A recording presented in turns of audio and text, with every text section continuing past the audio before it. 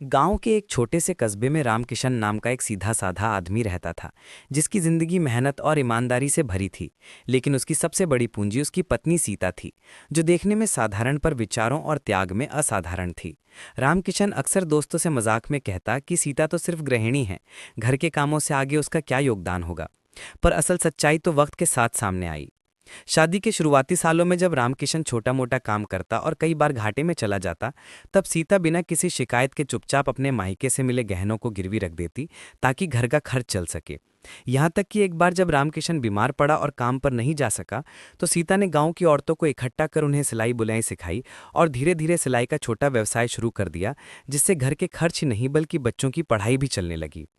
मगर वो ये सब पति को कभी खुलकर नहीं बताती, क्योंकि उसका मानना था कि पति की इज्जत तभी बनी रहेगी जब वो खुद को घर का सहारा समझे। रामकिशन को लगता रहा कि वो ही परिवार चला रहा है, पर असल में परिवार की रीढ़ उसकी पत्नी थी। समय बीतता गया, बच्चे बड़े हुए, पढ़ लिख कर शहर में नौकरी करने लगे। एक दिन बड़े बेटे की शादी तय हुई तो दहेज की मांग सामने आई। रामकिशन बेहद परेशान हुआ और कहने लगा कि इतने पैसे कहाँ से आएंगे। तभी सीता ने अलमारी से एक थैला निकाला, जिसमें उसने सालों से अपनी मेहनत से कमाई गई बचत रख छोड़ी थी। ये देख रामकिशन दंग रह गया और उसकी आंखों से आंसू बहने लगे। उसे समझ आया कि उसकी पत्नी की सच्चाई ये है कि वो केवल घर संभालने वाली औरत नहीं, बल्कि त्याग, धैर्य और दूरदृष्टि की मूर्ति है, जिसने बिना नाम और सम्मान चाहे घर को आर्थिक, मानसिक और सामाजिक रूप से संभाला।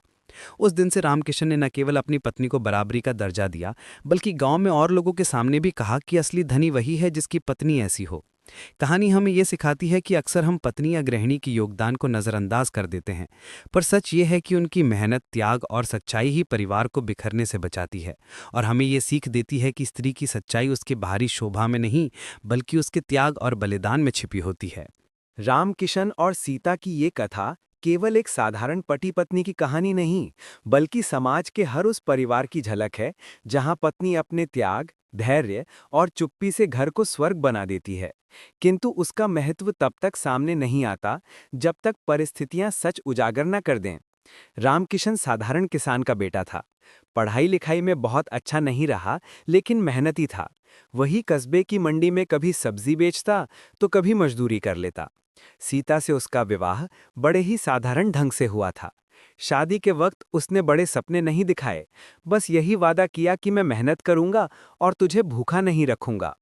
सीता ने मुस्कुराकर कहा था कि भूख से बड़ी भूख इंसानियत की होती है। अगर तुम सच्चाई और मेहनत से जीते रहे तो बाकी सब मैं संभाल लूंगी। और यही वाक्य उसके जीवन का आधार बन गया। शादी के बाद जब पहली बार रामकिशन को मंडी में घाटा हुआ और घर में खाने तक के लाले पड़ गए, तो रामकिशन मायूस होकर बोला, सीता, लगता है मैंने तुझे सुख नहीं दिया। तू चाहो तो मायके चली जा, वहां तुझे दिक्कत नहीं होगी। मगर सीता ने दृढ़ स्वर में कहा, पति का घर ही मेरा घर है। यहाँ तक आई हूँ तो सब सुख दुख बांटने आई हूँ। और अगले ही दिन उसने घर के कोने से अपने मायके से मिले दो छोटे से चांदी के कड़े निकालकर गिरवी रख दिए, जिससे अनाज और राशन आ सका। लेकिन उसने ये बात कभी किसी को बताई नहीं। दिन गुजरते गए, कभी काम चलता तो कभी बिगड़ता। और इसी बीच सीता ने अपनी छोटी छोटी कलाओं को काम में लेना शुरू किया। गांव की औरतों को गुड़ बनाना, अचार डालना और सिलाई सिखाना। धीरे धीरे वो घर घर जाकर औरतों को जोड़ती गई। उसका कहना था कि अगर औरतें मिलकर कुछ करें तो घर का बोझ हल्का हो जाता है। उसने गांव में एक छोटा सा महिला समूह बना दिया, जिसके जरिए हर औरत थोड़ी थोड़ी बचत करती और उसी से किसी के संकट में मदद होती। उधर रामकिशन को लगता रहा कि पत्नी बस घर संभालती है और बच्चों की देखभाल करती है, मगर असल में वो घर की असली धुरी बन चुकी थी। बच्चों की पढ़ाई में भी सीता ने अहम भूमिका निभाई। वो खुद ज्यादा पढ़ी लिखी नहीं थी, पर हर रोज बच्चों को पढ़ने बैठाती और अगर कुछ समझ ना आता तो पड़ोस के मास्टर जी से समझकर बच्चों को पढ़ाती। एक बार बड़ा बेटा परीक्षा में फेल हो गया तो रामकिशन गुस्से में बोला, इतना खर्च करके भी पास नहीं हुआ, इसे अब पढ़ाने की कोई जरूरत नहीं। पर सीता ने शांत स्वर में कहा, असफलता इंसान को रोकती नहीं, बल्कि आगे बढ़ने की सीख देती है। अगर आज हार मान ली तो बच्चे का आत्मविश्वास टूट जाएगा। और उसने अपने बेटे को इतना समझाया कि अगले ही साल वो अच्छे अंकों से पास हुआ। ये वही बेटा था जो आगे चलकर शहर में इंजीनियर बना और परिवार का सहारा बना। मगर ये सब संभव हुआ तो सीता की हिम्मत और समझदारी से। एक दिन की बात है, गांव में महामारी फैल गई। कई घरों में राशन और दवाइयों की कमी हो गई। रामकिशन खुद बीमार पड़ गया। घर में चिंता का माहौल था। सीता ने हार नहीं मानी। उसने महिलाओं के समूह से मदद मांगी। सबने मिलकर दवाइयां मंगाई और बीमार परिवारों की देखभाल की। इसी दौरान उसने अपने पति का इलाज भी करवाया। कुछ हफ्तों में रामकिशन ठीक हुआ और उसे समझ आया कि उसकी पत्नी ने अकेले पूरे घर और मोहल्ले को संभाल लिया। फिर भी उसने कभी यह बात जताई नहीं। सालों तक यही चलता रहा। सीता त्याग करती रही और रामकिशन अपनी दुनिया में उलझा रहा। लेकिन सच्चाई छिप नहीं सकती। जब बड़े बेटे की शादी तय हुई तो दहेज की मांग सुनकर रामकिशन टूट गया। उसने कहा, सीता, लगता है मेरी औकात इस रिश्ते के लायक नहीं है। मैं बेटे की शादी कैसे करूंगा? उस वक्त सीता ने अलमारी से वो थैला निकाला जिसमें उसने सालों की बचत रखी थी। सिक्कों से लेकर नोटों तक का खजाना देखकर रामकिशन की आंखें भर आई। उसने कांपते स्वर में कहा, तूने ये सब कब किया?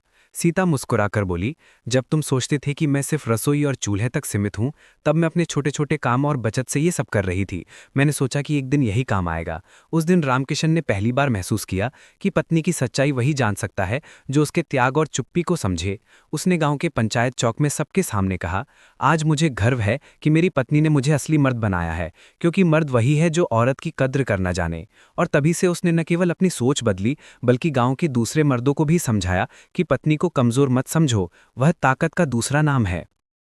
सीता की यह कहानी हमें यही सिखाती है कि पत्नी की सच्चाई उसके गहनों, कपड़ों या घर संभालने में नहीं, बल्कि उसके त्याग, धैर्य और दूरदृष्टि में छिपी होती है। वह परिवार का आधार है। उसकी चुप्पी भी एक संदेश है कि मैं तुम्हारे साथ हूं, और यही सबसे बड़ी पूंजी है। अगर पति समाज को संभालने की ताकत रखता है, तो पत्नी परिवार को संवारने की शक्ति रखती है। और दोनों की सच्चाई तभी पूर्ण होती है जब एक दूसरे के योगदान को समझा जाए।